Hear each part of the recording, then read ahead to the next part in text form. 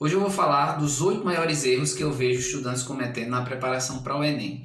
Eu gostaria de ter clareza desses erros desde o início da minha jornada, já que quanto mais cedo a gente erra, mais cedo a gente terá condições de ajustar a rota até a aprovação. Permaneça comigo até o final desse vídeo, porque certamente você cometeu ou está cometendo alguns desses erros. Bem-vindos ao canal, eu sou Franqueudo Luan, professor mestre doutor em Psicologia, e fui aprovado em Medicina em Universidade Federal depois de cometer e corrigir vários dos erros que eu vou mencionar. Errar na preparação é bom e é ruim. É bom porque constitui uma oportunidade de aprendizagem e é ruim porque você perde tempo com esses erros. Então talvez a melhor forma seja aprender com os erros dos outros. Por que você vai cometer um erro se tem um monte de gente aqui na internet dizendo não faz isso? Eu fiz e não deu certo, né? Então eu vou elencar 8 erros que muitos estudantes cometem na preparação para o Enem. Se você já cometeu alguns dos erros que eu vou listar, comenta aqui embaixo. Se você cometeu um erro que não foi mencionado, compartilhe também com a gente. O primeiro erro é não tentar investigar como é que se estuda. Entender como se estuda é tão importante quanto o que se estuda. Não existe um único método. Há um método tradicional de ver aula e em seguida fazer exercícios, que tem os seus benefícios, mas existem variadas técnicas que podem ser eficientes para você. Por isso que para saber estudar, você tem que estudar, explorar variações metodológicas a fim de identificar aquela ou aquelas que sejam mais adequadas ao seu perfil. Agora cuidado, claro, num período inicial você tem que pesquisar a respeito de técnicas de estudos.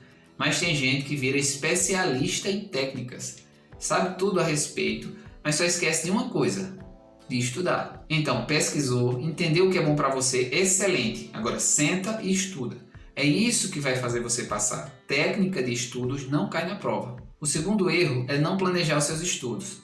Eu já destaquei algumas vezes a ideia de que o planejamento, além de ser uma forma de organização com vistas a cumprir os conteúdos que precisam ser estudados, ajuda a afastar a procrastinação nos estudos. O planejamento ajuda a consolidar o hábito de estudar. Só são permanentes as mudanças operadas pelo hábito. Como o nosso cérebro é uma máquina de produzir desculpas, sem um hábito consolidado, nós adiamos sistematicamente as tarefas que deixam de ser realizadas ou são realizadas com o prazo esgotando. Agora eu faço uma advertência. O planejamento não pode estar em desacordo com sua realidade. Estabeleça inicialmente metas realistas e modestas. E quando você alcança uma meta realista, você comunica a você mesmo que você é capaz de cumprir uma disposição e que agora você está pronto para estabelecer uma meta um pouco mais arrojada. Não se planeje para estudar 8 ou 10 horas por dia de início.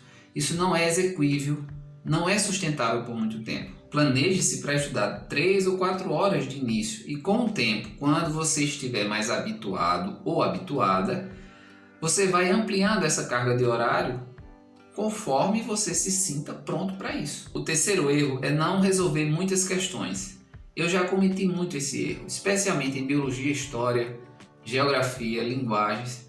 A gente lê a teoria, vê videoaulas, entende o conteúdo e passa para frente, até revisa, mas não faz muitas questões. Fica um estudo muito passivo. Aí quando você parte para uma prova antiga ou para um simulado, você vai deflagrar a defasagem, porque você não está acostumado a externalizar aquele conhecimento. Não estava habituado a avaliar e escolher entre alternativas muitas vezes bem semelhantes. Eu considero importante fazer questões desde o início do estudo de um conteúdo.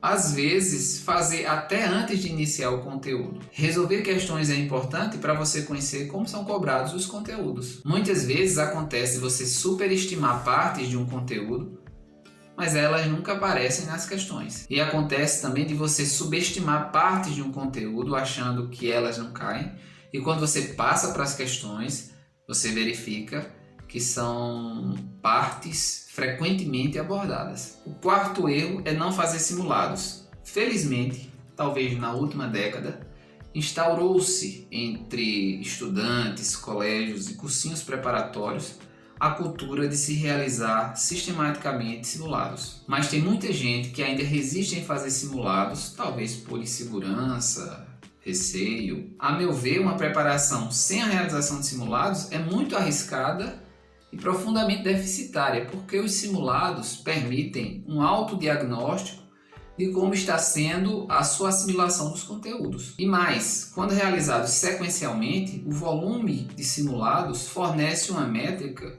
de como está ocorrendo a sua evolução. Uma outra vantagem a se destacar é que os simulados criam uma atmosfera emocional de tensão que é importante experimentar para amortecer o impacto que o dia da prova naturalmente vai acarretar. Ou seja, o simulado ajuda na criação de resiliência. E há outras tantas vantagens que a gente poderia mencionar que a realização de simulado traz. Você ganha resistência física e mental, você lida com a aleatoriedade das questões, isso é tão importante. Você refina a estratégia de prova e você tem oportunidade de aprender à medida que você vai errando questões no simulado. O quinto erro é não revisar de forma sistemática. Ao revisar um conteúdo, você o está protegendo do natural processo de esquecimento.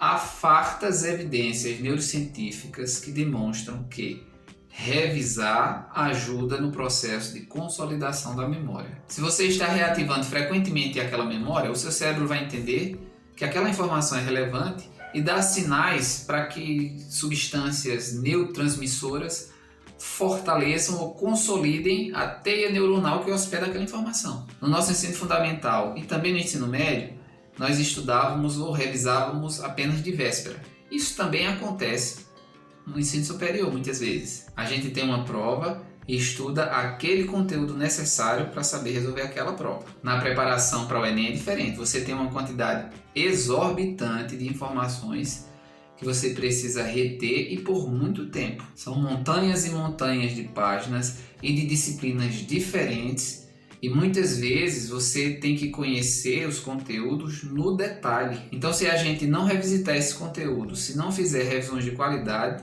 aí fica complicado. O sexto erro é fazer resumo de tudo logo depois de ver as matérias. Eu entendo que a finalidade de um resumo é sintetizar um conteúdo estudado e aprendido de modo que você tenha um material para revisão e consulta. Portanto, você não aprende por resumo, você deposita no resumo de forma concisa aquilo que você já estudou. Nesse sentido, na minha opinião, o resumo serve como um gatilho de recuperação e de revisão de informações. E aí eu não acho nada adequado fazer um resumo logo depois de ver a teoria, o que se chama de resumo automático. Como a teoria não dá conta de tudo que você vai aprender, até porque a gente aprende muitas coisas fazendo questões, se eu fizer o resumo imediatamente depois de ver a teoria, eu não vou ter condições nem de conhecer as lacunas que eventualmente eu tenha em relação ao conteúdo, entende? Então eu penso ser mais prudente, primeiro percorrer todas as etapas do estudo, para só então elaborar um resumo da matéria. Então, se você quiser fazer seus resumos, faça-os com estratégia, certo? Aqui no canal tem um vídeo onde eu trato especificamente sobre o tema dos resumos. O sétimo erro é negligenciar ou abandonar conteúdos ou disciplinas. A não ser que você esteja numa situação de muita falta de tempo, não estude apenas o que mais cai. É claro que você deve fazer um exercício de prioridade considerando os pesos apresentados no termo de adesão do curso do seu interesse, considerando a análise de incidência dos assuntos que mais caem e considerando o seu nível de proficiência em relação aos conteúdos. Mas não abandone matérias, porque a julgar o nível de concorrência para determinados cursos, isso pode ser decisivo. Eu já ouvi muitas pessoas dizendo que não estudariam, inclusive professores recomendando não estudar os temas de geometria analítica e matrizes porque são pouco incidentes na prova do Enem. Ocorre que nos últimos anos sempre constam questões de geometria analítica e matrizes na prova do Enem. Ou gente que diz que não vai estudar para a linguagem porque a prova é apenas interpretativa. Eu vejo dois equívocos revelados nessa ideia. O primeiro é que se a prova realmente fosse interpretativa, ainda assim você teria que estudar. E o segundo é que a prova de linguagens do Enem é também conteudista. Sem estudar e dominar escolas literárias, gêneros textuais e literários, funções da linguagem, história da arte, variedade linguística, etc., você dificilmente terá um desempenho de excelência nessa área. Outra coisa, se você tem facilidade em uma área, não deixe de estudá-la, estude mais, ganhe excelência e busque gabaritá-la. Eu sempre tive facilidade em biologia, mas no último ano, ainda que eu tenha estudado, eu não estudei com tanto empenho essa matéria. Resultado, das 5 questões que eu errei em Ciências da Natureza no último Enem, 3 foram de biologia, 2 de física, já que eu gabaritei a prova de química. Então, se você tem mega facilidade, ok. Você usa menos carga horária, mas continue estudando essa disciplina. E tem mais uma coisa, são 3 dicas em uma. Quando você começar a estudar, você acha que não, mas há fortes chances de você se apaixonar por uma disciplina. E com isso, você corre o risco de querer se aprofundar nela mais do que tudo. Só querer estudar aquela disciplina. Pessoal, não precisa se aprofundar mais do que é exigido para aquela prova. A gente só precisa colocar o X na alternativa correta. Depois, se você quiser se aprofundar, você pode até fazer uma faculdade a respeito daquele tema, mas depois de passar a prova, tá certo? O 8º erro é não ter uma estratégia bem definida de resolução de provas. Essa estratégia vai sendo forjada, treinada mediante a realização de simulados. Isso é tão importante. De tanto treinar uma estratégia, você vai fazer a prova do Enem como se fosse mais um dia de realização de simulado, porque você fez cada simulado como se fosse a prova do Enem. Deixe-me refrasear. Se você fizer cada simulado como se fosse a prova do Enem, você vai conseguir fazer a prova do Enem como se fosse apenas mais um simulado. Você vai conseguir metrificar quanto tempo você vai levar para resolver cada uma das provas. Quase todas as suas decisões estarão pré-programadas. Tem pessoas que preferem começar resolvendo a prova que mais domina para ter mais confiança e espantar a atenção inicial. Essa é uma boa tática. Tem pessoas que preferem começar por aquela prova mais trabalhosa porque inicialmente está menos cansado. Também é uma boa prática. Eu fazia assim. No segundo dia eu começava pela prova de matemática, tentava resolver o máximo que eu conseguisse, geralmente fazia umas 38 questões, circulava as questões que eu não tinha conseguido resolver, passava para a prova de Ciência da Natureza, fazia o mesmo. E aí, quando restava 1h30 em média, eu voltava para as questões que eu não tinha conseguido, geralmente eram 15, 16 questões, tentava resolver e depois passar as respostas para a folha do gabarito. No primeiro dia eu começava pela redação, fazia o rascunho da redação, depois resolvia toda a prova de humanas. Na sequência, eu passava a limpo a redação. Depois disso é que eu ia resolver a prova de linguagens. Geralmente, nos meus simulados, eu só passava o gabarito para a folha de resposta ao final.